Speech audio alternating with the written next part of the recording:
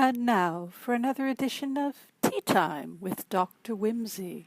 Hello, my fellow broke aristocrats. How is everybody doing? Hopefully you're doing well for this tea time. The phone is about to die, and that is because it's not taking a charge right now. This is the old iPhone 5.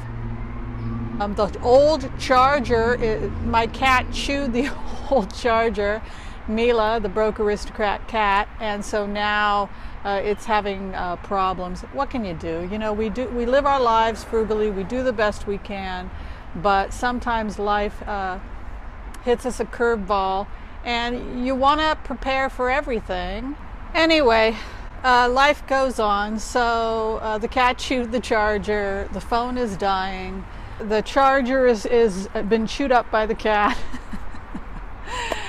Is this really something to get stressed out about, my fellow broke aristocrats? I think not. So I'm going to do my best, but I might have to spend probably mid-month, use some of the sinking funds, and you do what you do. No spend is no spend for luxuries. I don't think, I'm a doctor, I have to have a phone, so it's not exactly a luxury. It would have been nice if I could have survived. The phone could have survived until February 1st, which was when I was going to give myself the reward. Yay, February 1st, go out and buy myself the iPhone, pay cash. That was the plan, but it looks like we're going to have to go ahead and purchase it during a no spend. So, okay, today we're talking about tiny spaces and about minimizing and reducing clutter. And I want to talk a lot about this, and I want to talk about it in broad terms, and I want to get it done in 10 minutes. But as those of you who have been watching Broke Aristocrats know, and I've got my Kindle here, I'm all about studying other cultures. I find the ways in which people live, different culinary traditions, how people prepare food, how people pray, how people look out at the world, how people love God, how people love their families, the diversity of the world.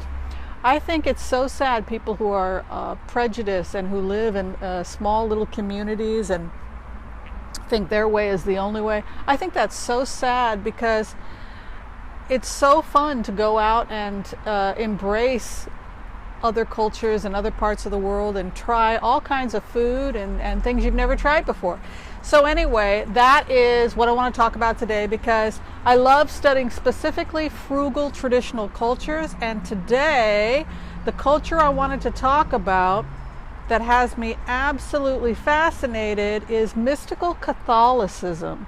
When I was going into my debt-free journey, I came upon the writings of Theresa of Avilla. For those of you who are Catholic, you'll be really thrilled that we're talking about that, I'm sure, because she was so amazing. Theresa of Avilla was the founder of the Carmelite monasteries in the 15th century in Spain, and she was a friend of St. John of the Cross, and he also had some great traditions.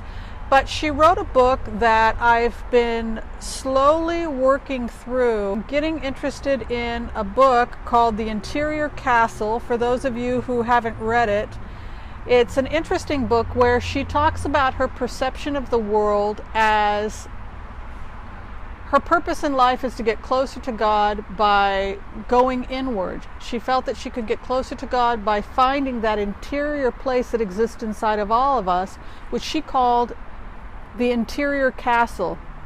And she described it as a place where there were multiple castles outside of the interior castle, and you had to work your way through these various different chambers until you came to the highest state of being.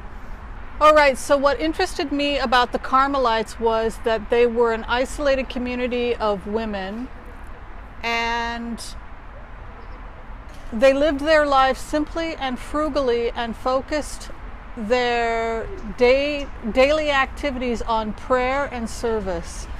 So I think of these communities, these nuns that are living in isolation or cloistered communities. They're really live their lives with minimal possessions and all of their daily life is focused on keeping it as simple as possible. And the reason they want to keep their lives as simple as possible is so that more time can be devoted to learning, prayer, and good works. And so this is a theme we see a lot with Baroque aristocrats when we go looking at these traditional cultures, is the things that we are drawn to. But I love that about the Carmelite tradition of service, contemplation, prayer, learning. All those things are good. Now, I'm going to recommend a couple different YouTube videos that I saw as I was studying cloistered life, monastic life, convent life, that I think if you're fascinated by frugal living, if you're fascinated by simple living, I think that these YouTube videos will be of interest to you, and I will link them below. I just became fascinated by this culture. This is the interior castle that I'm opening up here, Dover's edition.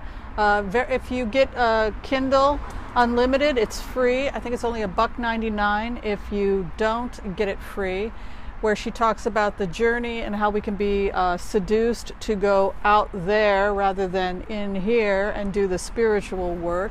Very similar to Buddhism, I find, and very similar to Sufism, this idea of going within, or the kingdom of heaven being inside of you. That the things of the world can sometimes lure us away from self-reflection and our private, quiet, inner spirituality. And that is true even if you're an atheist, that when there's too much stuff, when you're bombarded by too many external stimuli, it's very hard to think and be able to, I think, make rational decisions when you're constantly in a state of chaos. And part of the problem, I think, today is that we have just too much stimuli, and I think it can really affect our thinking. But she saw the world from a perspective of the spiritual journey of trying to reach this interior castle, which is ultimately divine union, which she saw as divine union with Christ or God or spirituality. What Buddhists would call a state of enlightenment, or what the Christian community might call a state of grace. Very beautiful. She writes in a very complicated way, so you kind of have to read through it very, very slowly. A couple of YouTube videos that really helped me examine this frugal society, and I will link them below, is a British documentary called The Monastary, where they took, I think it was 5 regular men as the experiment, who signed up for this experiment, and they went and they lived in a monastery as simple monks, as simple Benedictine monks, and how they came away from that experience.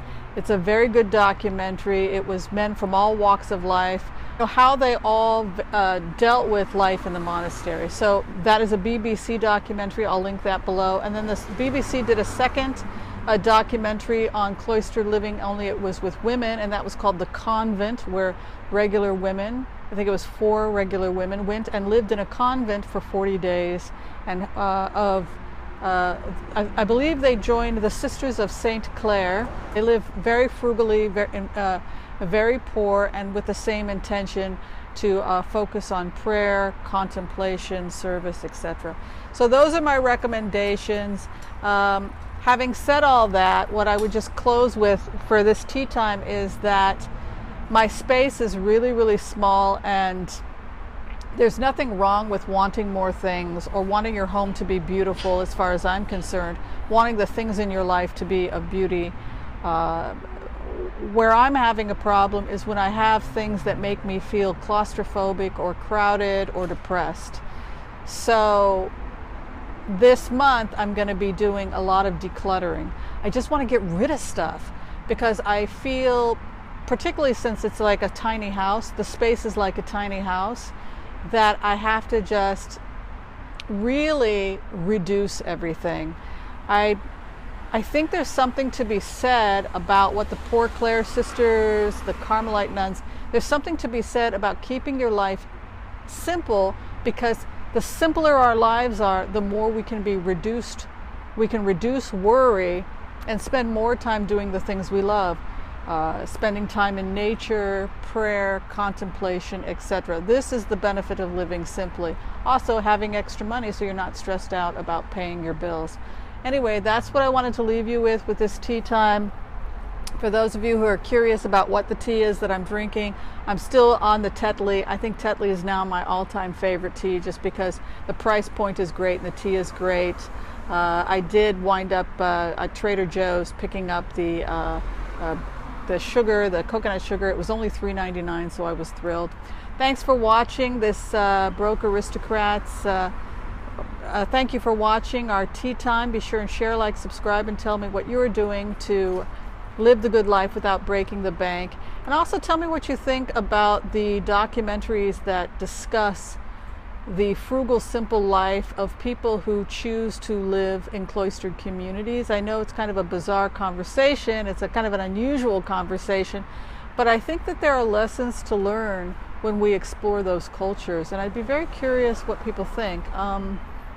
There are certain ways where I'm not like a cloistered person because I love to travel and I love to go beyond my four walls.